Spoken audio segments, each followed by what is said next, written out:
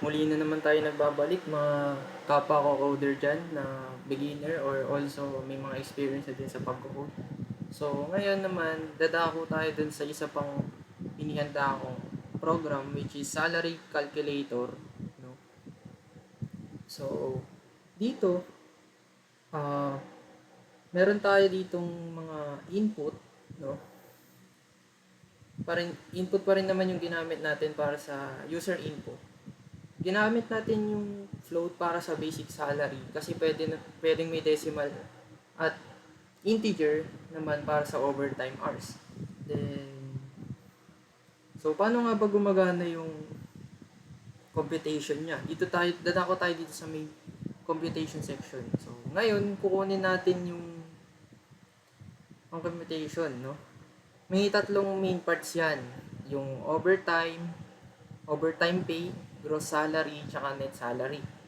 So, una, multiply lang natin yung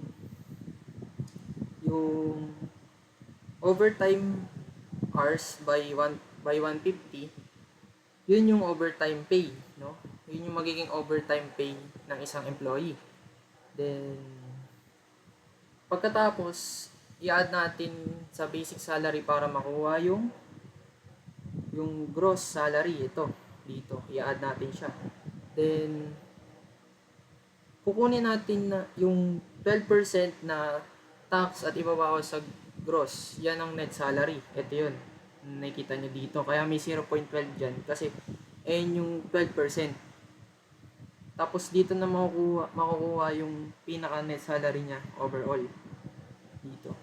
Kapag nakuha na natin yung tax. Tapos niyan, para makita ng maayos yung resulta ng mga in-input or kinode natin, kailangan natin ma-print yun syempre. Ito yun. Nagamit tayo ng formatted output pa din or formatted print.